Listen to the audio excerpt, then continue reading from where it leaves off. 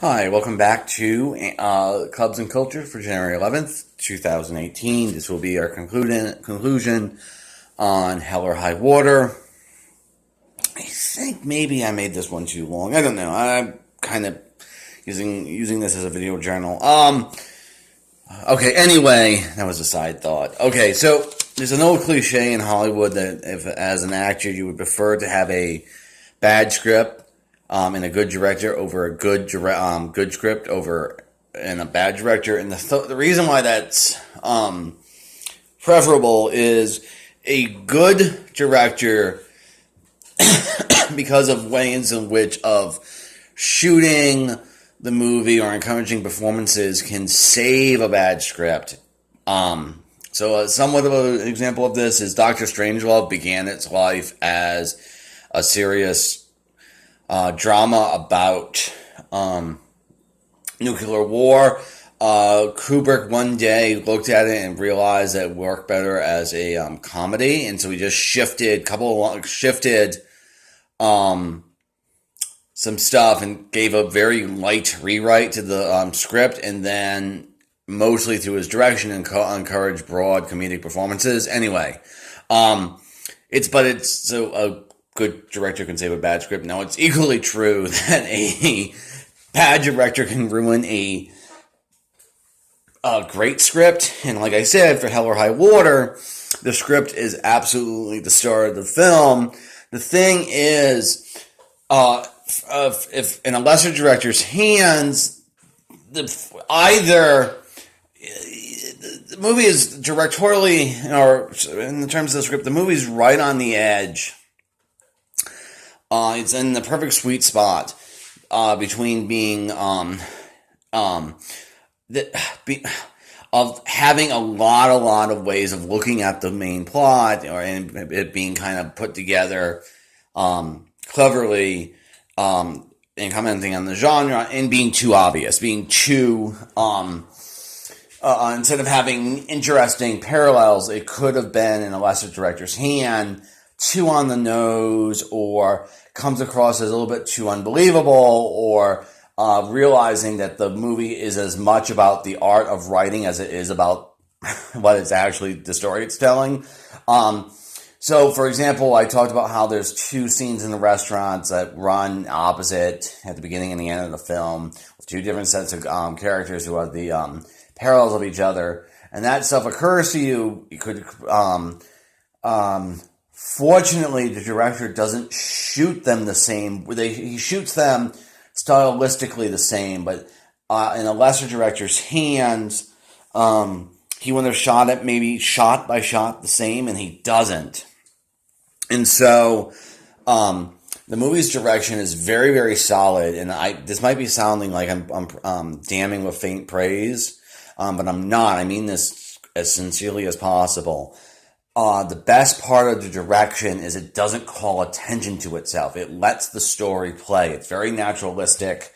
It finds a nice middle ground, visually, between sort of the classical, making things pretty, and sort of the classical master shot structure, and then something of the sort of spaghetti westerns with the extreme close-up and sort of the grit and grime of those films. It finds a nice sort of middle ground because, it has sort of a part in every form of the Western genre. And so directorially, it's solid because it doesn't call attention to itself, and it comes across as, and I mean this again sort of in a very positive way, it comes across as a solid piece of filmmaking that the director, that it's a technically polished form of direction, but it's not about the director's personality. So Mackenzie, I think is how you say his name. Let me look real fast. Yeah, Mackenzie, who's the director. I've seen it feels well. You don't get his. It doesn't feel like a particularly strong directorial voice, which is fine. This script, if you had a strong directorial voice with this script, it wouldn't have ruined it. Because sometimes you just need to let the script speak for itself. Okay, so sort of directorially is very naturalistic, and the performances that you get from Forster, who I actually think is the best performance in the movie. I think it's his best career performance. He's so good in it. He's alive and funny and sympathetic and kind of horrifying and all these other things. And from Chris Pine and Jeff Bridges, they're all, as well as the man who played Alberto, Birmingham is the man's name. They're not showy, flashy performances. They're very subdued, low-key, naturalistic, performances, and it totally feels like that for the directions in the staging and the blocking of the scenes, it just feels naturalistic. That the man is so in the classical westerns, you kind of got somewhat stagey blocking and structure because of the way in which the theater directors were Hollywood directors and how they copied stagey blocking. And then the like the spaghetti westerns, you sort of get operatic, larger than life stagings to make it feel mythical and big and hyper real and everything like this. This film again finds a really nice sort of middle point directorially between sort of the operatic, gritty, grimy,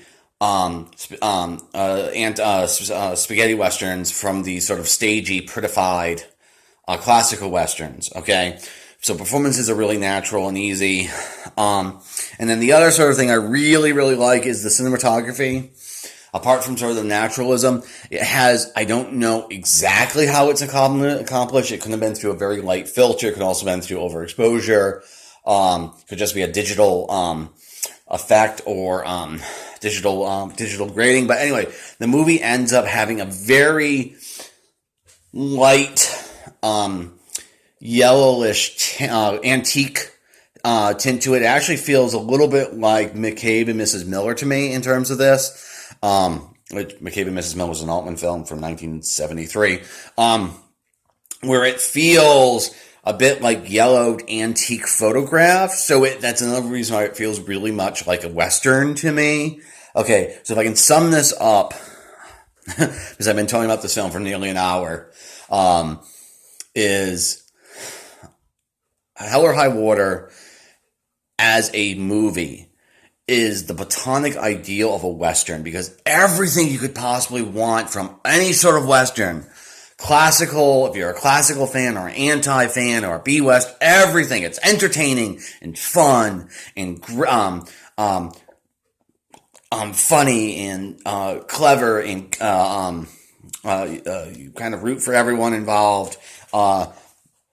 If you're an anti, it's very interesting, sort of thematically, with parallels. Who's the good guy here, and then classical, because of the way in which it has basically every single plot in it, it's so indebted to the genre. So again, I think this very much might be my favorite film of this decade. I